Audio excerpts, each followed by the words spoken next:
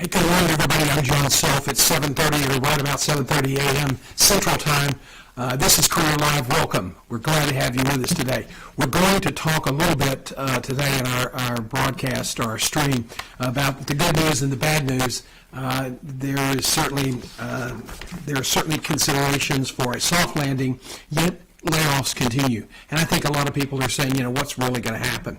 Well, if, for political purposes, if you want a certain president reelected, you hope that there's a soft landing. If you're on the other side of the aisle, you are hoping for the best possible news to advantage your candidate.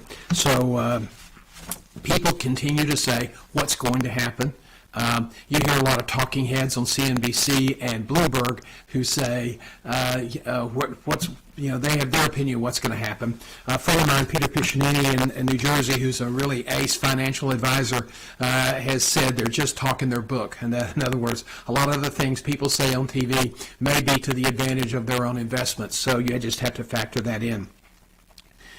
I think the one thing that I can say without any hesitation, and that is, do not try to waste time predicting what's going to happen. Focus on preparing for the worst and hope for the best. And people say, well, that's sort of age-old saying, and it really has no value. And the truth is, we've shown that people who do get prepared to be job search ready tend to be better communicators, tend to be more focused with more intentionality. In other words, they do a better job in their job. So that's something for you to consider. And right now, if you become a YouTube subscriber on the John G. Self Guiding Your Career channel, you'll receive a $150 discount on our enrollment fee. And unlike a lot of career coaches, one of our unique value propositions is that if you sign up with our firm, we stay with you regardless of whether you finish the courses, regardless of whether you finished your contract. We stay with you with weekly coaching sessions if necessary until you place in a new position. And so that's our commitment. I saw an interesting video the other day where, if you're in the career management, career support business, you're looking at what your competitors are doing. And so I saw one that caught my eye because I thought it was particularly well done, and it really focused on something that you need to be aware of. It's out there, and some people know how to use it, others don't. The scenario was a woman came to work. She was called into her boss's office, and she was told, "I'm sorry, I have bad news. You're being laid off today." And the woman sat there and said, "Okay, thank you." And her boss said, "Well, wait a minute. Aren't you angry? Aren't you upset?" And she said, "No. I suspected this was coming, so I've been interviewing for several months, and I've already got, as of yesterday, I accepted a better job." And the woman said, "Well, how did you know? I wasn't told until about noon yesterday that this was happening. How did you know?" And she said, "I've been following the WARN site, WARN, which stands for the Worker Adjustment and Retraining Notification Act, which was passed in 1988. And basically it says that if you're going to lay off workers, more than 100 workers, excluding part-timers, in one location, you are required to notify the Labor Department of such a layoff, and you notify your state Labor Department. And so the WARN notices are public record, and so if you're monitoring those in your region, your state, in your organization post one, that is a really good tip that they are going to be making a lot of changes. And so WARN Act is something you need to load into your favorites on your browser and keep an eye on that for whatever location you're working at. Remember, it's called the Worker Adjustment and Retraining Notification Act. And I've known about this act. I've certainly heard about WARN notices, but I had not ever advised anybody that this could be a useful tool in career management.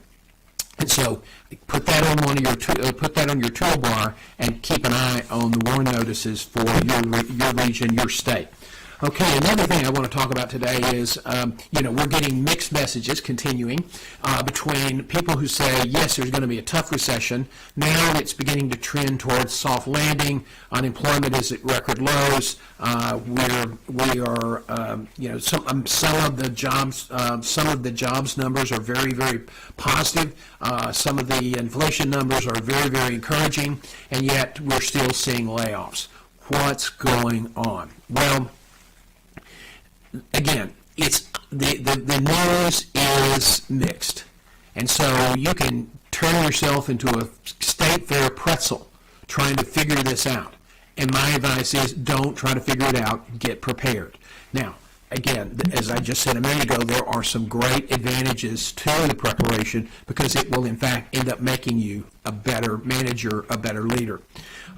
What's going on? Let's talk about healthcare, which is an area I spend a lot of time with. In healthcare, post-pandemic, there has been a major squeeze on prices. Wages went up during the pandemic. Silly hospital CEOs would rather let their established nurses leave to become travelers and then hire more expensive travelers. So that was seemed to be about like a brilliant genius strategy. So much for that. Well, you don't want to lock in a higher cost. Well, you got it, whether you wanted to or not. You already locked it in by hiring. Now you're having to hire people at a higher rate because you didn't take care of your people on the front end of the crisis. So healthcare is facing a significant crunch. 17 health systems in the last week or two have, or really since the first of the year, have announced major layoffs and restructurings. One of the biggest recently was Thomas Jefferson in Pennsylvania and Philadelphia. They had went under a previous CEO a major expansion and consolidation. They were trying to become the dominant market player. They merged with a competing system and they just piled on the debt and loaded down their balance sheet. And that CEO, who was making over $10 million with all in, was asked to retire. And they took a year and recruited a new CEO from Ascension, and he is now announcing a major restructuring. And what they are doing is they're consolidating from 5 divisions to 3. And so when you do that, we're not talking about, quote, hourly workers or staff employees. We're talking about executives as well. So this was a major restructuring, something that a lot of people in healthcare had been predicting for a long time. So that's just one of the most visible layoffs. Indiana University is also doing some consolidation, and one of the roles that we're seeing be eliminated completely off the TO, or the table of organization, is the chief operating officer role. I've gone into small hospitals with struggling with 70 million gross revenue. In healthcare you have contractual adjustments so that the money you bill after the insurance companies take the discounts and after Medicare pays the allowable rate, they have the amount of money that they don't collect. And that's called a contractual adjustment. So it's usually about 40 to 50% of total revenue. Yes, I know that sounds crazy. If you're in healthcare, you know all about it. If you're not a healthcare person, you go, wow, how can you run a business that way? Well, not very well, and that's pretty evident if you go across the country. But back to the main point. These small hospitals had chief operating officers, okay, and paid at a higher clip than a regular department manager. And so you had a CEO, a COO, and a CNO, Chief Nursing Officer, and a CFO for a 25-bed critical access hospital. Folks, that's silly season. It's not sustainable. If you're going to make a $230,000 or $250,000 or $175,000 as the CEO, depending on where you live and what the cost of living is, you're going to have to step up, put on your big boy pants or big girl pants, and you're going to have to come up with a solution so that you don't have extra people on your payroll, especially if your job is to ensure that the hospital is successful and you spend most of your time looking for government programs to add revenue versus being out in the market trying to capture new revenue within your market. A lot of these rural hospitals lose a lot of patients to what we call out-migration, which is a process of where bigger hospitals siphon off their patients. And the CEOs, a lot of them are sitting in their offices because they don't understand marketing, they don't like marketing, and so they have a chief operating officer running operations, and they are I'm not sure.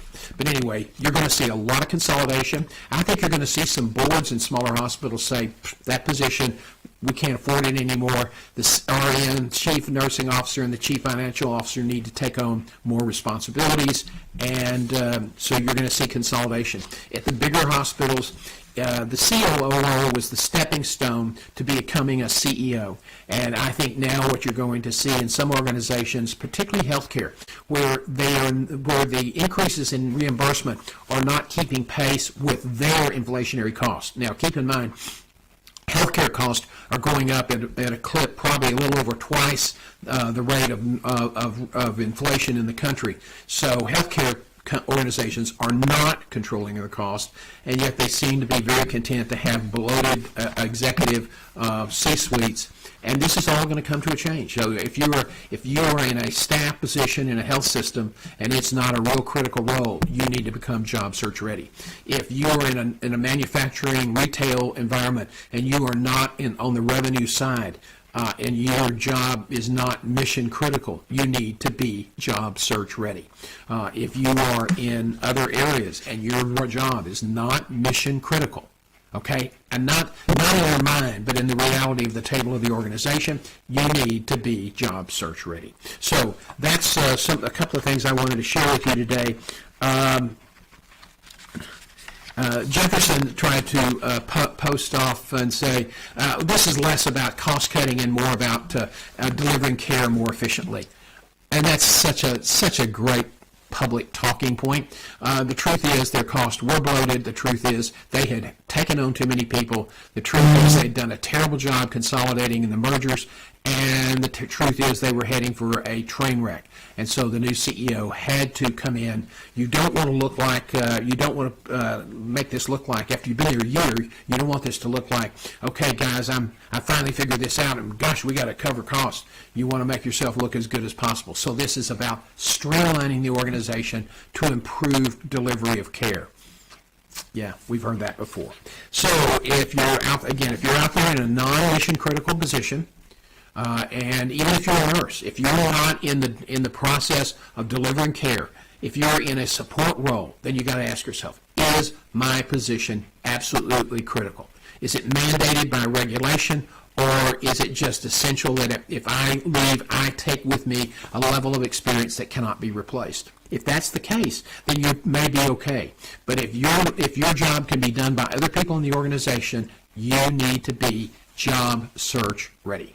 So that's, I think, a couple of things you need to consider. And it's not just healthcare. It's retail, it's manufacturing, and it's in the services sector across the board. So I think the country is going through some, sort of change. How that's going to play out, it's going to be affected by all of the politics that we've been following for the last several months, and now some of the other developments in the criminal trials. This is going to be a significant test for our resilience across the board, and if things become too chaotic, businesses will suffer. So you need to be job search ready. That's just a great strategy going forward. Okay, so we've had some questions coming in. If you want to ask your questions, you can drop them in the chat. If you're on YouTube, LinkedIn, drop them in the chat. And it was hopefully, if the technology works right, on StreamYard, our live streaming service, it'll show up on my screen. So let's see. This is okay. If you want to email me with any questions that you want to ask offline, you can do that at info@johngself, and we won't be able to do it today's live stream, but we will be able to do it in the future. So one of the questions that came in, it said, one of your recent video posts, you advised against using an updated or an older resume in terms of applying for a job. I lost my job and plan to use a resume I used 5 years ago because I can just update it really quickly and get back into the market. Okay, well that's, this is my advice here is going to seem counterintuitive. Number one, you lost your job. Hopefully you've got some level of severance. My first advice, if you've been in that job 5 years, whoa, Nelly, you're going to have an emotional kickback that if it hasn't happened to you yet, it's going to happen. It's just a matter of that you're a human being. So take 2 or 3 days and kind of process what's happened to you. Think about what you could have done. Why did they pick you to be laid off versus someone else? And try to use this as a learning, enhancing experience. Okay? Now, the next thing I would tell you is do not use an older version of your resume. In the last 5 years, to say that a lot has happened in the job market would be a blinding flash of the obvious, a colossal understatement. Things have changed in terms of resume formatting, what recruiters are looking for, and the sophistication of applicant tracking system scanners. Applicant tracking systems is the back-end part of a website. When you submit to a major national retailer or health system or manufacturing company for a job, even if it's a job in your own local area, if you're submitting online, a human being is more than likely not going to be reading your resume on the first pass.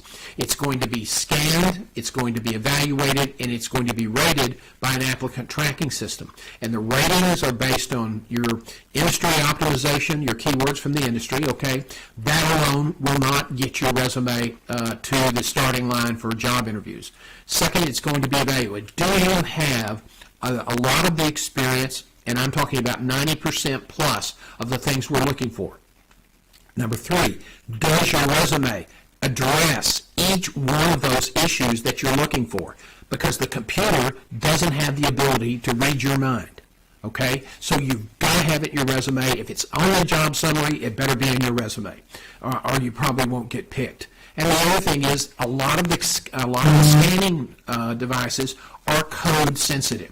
So if you have if you used several years ago an elaborate resume, 2 columns, maybe somebody told you having your picture on your resume was a good idea, and if everybody says, who does that? Go look at Microsoft Word and go look online and for, quote, successful resumes. And it's amazing the outdated garbage that's out there. If you use most of those design templates, you will get eliminated.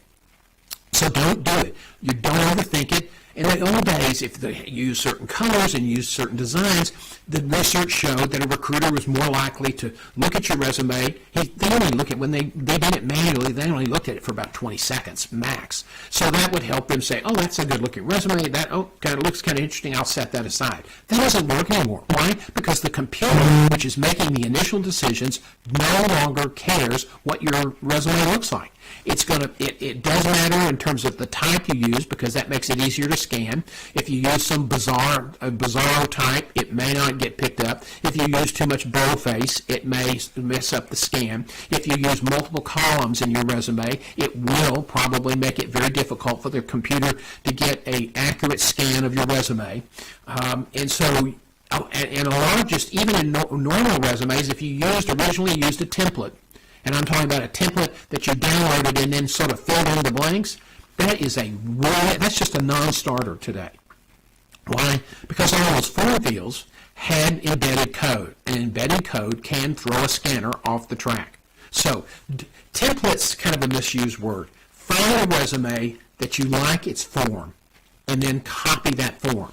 Use a resume that is applicant tracking system friendly. And you can do your homework. It's not hard. This is not rocket science. And then break it down and list and put together a new resume. Okay? Don't use the one that was on that dusty, dirty thumbnail drive that was in your junk drawer. Put together a new resume. Why? That will enhance your chances of getting past the initial computer scan and to a live human being. And that's where you're off to the races. But until you get to that live human being, you have a greater chance, a significantly greater chance of being eliminated. So be sure that, now the other thing I want to say in passing, and I've said this a couple of times in the past, but don't just apply for jobs that you would like to do or you think you can do, because if you don't have the experience, like in the 90+% range. If you don't have accomplishments in those areas, you're probably not going to get picked. And I know that sounds unfair, but like my father used to say, son, if you want fair, come to Dallas in October. It's called the State Fair. So don't overthink it. be clean, be in terms of your formatting, and just be a slave to using that job summary as your guide for what has to go into your resume. And again, don't waste your time applying for jobs that you're 75 or 80 or 85% qualified for, because the resumes that gets picked are going to be the resumes that are 90+% qualified, at least. So that's one thing. So that's why you do not want to use that resume that's on that dusty, kind of gnarly thumb drive that's in your junk drawer. Why is a career plan so important? You seem to harp about this a lot. Is this just a way for you to earn more revenue? Yes. Or is there some other value to this? Yes. Okay, let's talk about this. The research shows that if you have a plan, and it's up here, that's great. At least you have it up here. You know where you're going. Okay? But if you don't write it down, the chances are much less that you will achieve your goals. Writing it down, you sort of form a contract with yourself. Okay? And it's the same sort of logical process. When you get mad at yourself and you beat yourself up and you really degrade yourself, which is self-abuse, your brain listens and it remembers. Okay? And so then when you try to get away from that negativity that you build up in your brain, you struggle, okay? Because your brain's saying, no, you told me this previously, this is what I believe, this is how I react now. So you got to be careful about that, but you also have to understand that, when you write something down, you're kind of making a contract with yourself. And the research shows that people who have plans, write down their goals, and then put steps that'll be necessary to achieve those goals, are people who are more likely to achieve positive results. What is a common mistake executives and managers make with their careers? I would say, just in global terms, lack of intentionality. This assumption that it will all work out. A friend that I used to present with at a global professional association, Craig Hahnemann of Atlanta, who was a great career coach and a great friend, one of the early pioneers in aviation medical services at Baptist Hospital in Pensacola. Craig once said, hope is a lousy career strategy. So you need to be more intentional today. Listen, if you think that we have automation today in the job acquisition process, if you think that these scanners are really just the pits, if you think that the fact that now they're using scanners to peruse profiles on LinkedIn and that's really going to limit you, well, it can, unless you're prepared. But let me tell you something. It's only going to become more automated. It's only going to become more automated. So you have to adjust today. You have to get compliant with the automation and the changes and the little tricks of the trade today, because it's only going to keep piling on. People talk about stacks. Man, this is going to be stacked tall and heavy. So you need to be sure that you're adjusting and staying current on automation as it relates to talent acquisition. You need to be more intentional. You need to have a career plan. You need to have it mapped out so that you know what the steps are. You're making a mistake, wrong step, misstep, taking the wrong job, not doing your due diligence will in the future become much more critical, because the market's going to tighten across the board. As we learn how to do jobs more efficiently, we're going to need fewer people. And some of those jobs are going to be AI-dominated jobs, and some are going to be jobs that AI plays a bigger role in how the job's duties are discharged. So things are going to change. Automation's going to drive that change. You've got to be prepared. And so you cannot have a hope strategy. You must have a strategy that's driven by intentionality and planning. What's your advice for constructing a resume? Well, we kind of just touched on that. Make it easy. You can, go to my website, johnGself.com. There is a free resume guide. It is not a template, but it is a guide, a design that we put together after consulting with major search firm partners and CHROs and VPs of talent acquisition across the country.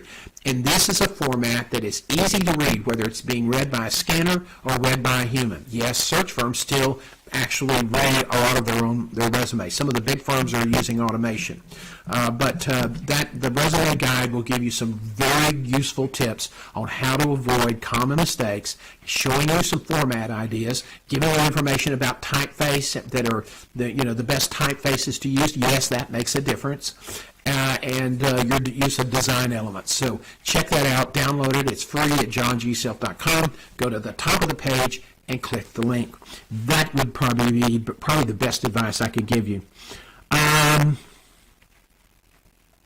What advice do you share with managers and executives today that can enhance success? Well, we're kind of dancing all around that issue today. One is, you got to be intentional, as I just said a minute ago. You've got to have a plan, as I just said a minute ago. I mean, it's really, really important. You absolutely have to be laser focused on performance. You can have a great plan, you can have great ideas, but at the end of the day, you got to deliver the goods. And delivering the goods means you hit your achievement targets, or you exceed your achievement targets. Now, there are two types of targets in your career. The ones that your business or your employer sets for you, and the ones that you set for yourself. Okay? And those two should be somewhat connected, but you want to be sure you're meeting or exceeding on both sides of the ledger. Okay. I'm a millennial in the early stages of my career. What do you suggest that will help me get the most out of my life? Well, you have to have balance in your life, and sometimes work's going to require more of your effort, and sometimes your family is going to require more. Okay, so you really need to understand that concept, and don't miss an opportunity to spend time with your family. And listen, when you start talking about work-life balance, just the basic daily construct of that whole notion is not a balance. You spend 75% of your waking hours where? Not with your family, not with your kids. You spend it at work. So if you're not really excited with your job, if you're not excited every Sunday night that you're going back to work and you really love what you're doing, that's a big warning yellow light. You need to pay attention to that. Because if you're not happy at work, it's really tough to be happy at home. I've talked to people in the past that said that Sunday nights were the worst night of the week because they were so depressed that they were going to have to go back to work. And I said, explain it to me. And one guy said, Friday nights are so incredible. I try to finish up all my tasks at the office, and I try to get out on time. And sometimes I'll meet a friend for drinks, but sometimes I'll go home and I'll make some drinks and I'll have some snacks and we'll have dinner and I'll have some more drinks. And then Saturday morning, because I'm just so relieved to be away from work, that I'm Saturday morning when I have quality time with my family, I feel terrible. I drank too much. I ate too much. I was trying to just purge myself of the bad feelings about work. And then, so Saturday was kind of a C-plus day, and then Sunday starts off, we go to church, we have family lunch together, which is always great, we play, but about 3 or 4 in the afternoon, I start getting that dark cloud over me again because it starts to recycle. That's a crappy, crappy way to live your life. Don't get caught in that trap. Find a job you like to do. Now, don't just go screaming into the night, quit your job and screaming into the night, I'm going to find the job I love. No, the best way to find, the best thing to do is find a new job while you have a job, but find one that you're going to enjoy. Find one that you're going to love.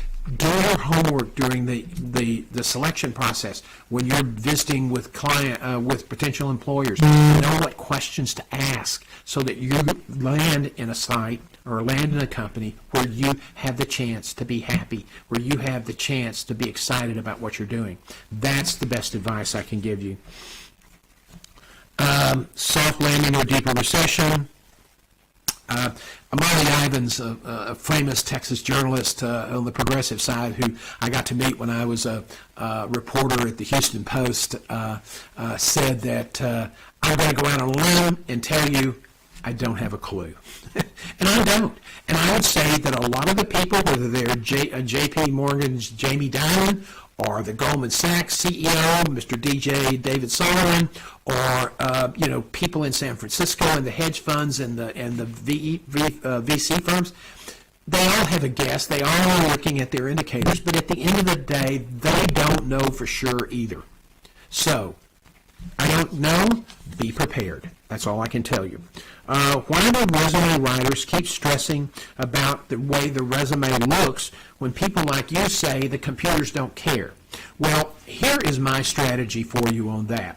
When you're trying to get a job, only go after the jobs where you have 90+% match across the board on the selection criteria and accomplishments. When you do that, then use a plain text, docx, which is the latest Microsoft Word format. Use the plain text and just put it in the plain text. People say, "God, that looks ugly." I mean, why would they want to interview me? My resume looks so so plain. The first goal of a job search is not to get the job. The first goal is to get accepted for the screening process. Okay?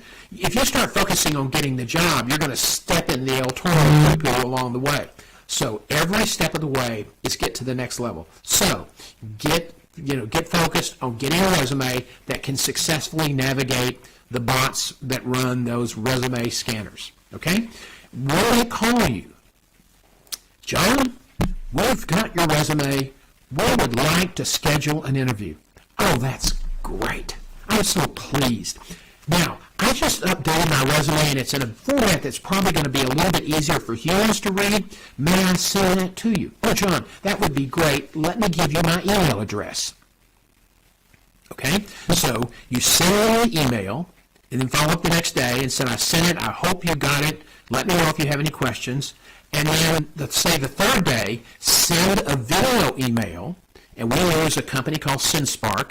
And if you go to our website, you can our site at YouTube, you can find some of the blogs, video blogs that we've listed have the SendSpark link to it, and that link will give you a 10 or 15% discount on the first month, which can save you some money. But they have a 1-month trial, so you get 1 month free, and then when you go to a paid subscription, which gives you more functionality, you can then get a discount if you use the link on our YouTube site. So then send a video email or a video DM if that's what you have.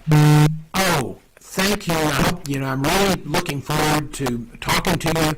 I hope that we look forward to the time we get together. I've got it on the calendar, and then confirm the date. Sam, you don't have to be a video expert. You just have to be sincere and smile and wave. Okay. Thank you, and I'll see you on the day. What impression is that going to leave in that recruiter's mind? Well, if they're arrogant and don't like change, they're going to say, who is that person? But more often than not, that's going to catch a recruiter's eye, especially if you have a good resume that matched up with the job, and now they have a sense of your personality. That's important. Why? Because that first interview is a telephone screening interview, and it's going to be 20 to 40 minutes long. And and those are really tough because it's very difficult to communicate. Your likability and all the things you want to communicate. Handle that in advance, and if it's friendly, some people hold up whiteboards and say, "Thank you," the recruiter's name, and then hold up, "I'm confirming this." On that date. Now be sure that your video camera images are set so that it can read properly and it's not backwards on the screen. But and in the message, just say this is a special message for you. We use SendSpark, which is a Chrome-approved add-on, and it's malware-free. And people will tend to open it, and it leaves a favorable impression. Why? 75% of the emails that come in that are video with the GIF in the email are opened. 90% of the content is remembered. So I hope this information has been helpful to you today. A jobs report just came out a few minutes ago, so you might want to take a look at that. Again, you can't look at it in a micro deal. What does that mean today? You've got to take it in a sort of the bigger picture and look for trends. But again, it's great to know all about that stuff. It's great to follow it. It's great to be informed. Keep an eye on the WARN notices for your state. And you can get that online. Just Google WARN, WARN, and that can help you track if your health system or if your retail operation is in the process of doing layoffs. And if you look through the list, it's interesting, some of the big companies that are doing layoffs, and what's happening in your state on significant layoffs will be in the postings. So thank you for joining us today. For you people who are joining us on YouTube, this is going to be our new time at 7:30 a.m. and we simulcast with LinkedIn. So if you're not a member of the John G. Self-Guiding Your Career channel, I encourage you to join today. You get alerts on when our emails or our videos are distributed, and we will that will become over time the primary distribution point for our videos guiding your career. So join today, and then you'll be able to get other discounts for our services if you need them. And we are continuing to work on our Guiding Your Career community, and we hope to have some more announcements for you on Monday. This is a really exciting program that will offer you discounts and a lot of free stuff too. So thanks everybody. My green screen's not working very well today, but thank you very, very much for joining us. I hope to see you next week at the same time on LinkedIn and YouTube for Guiding Your Career Coffee with John Self. Cheers.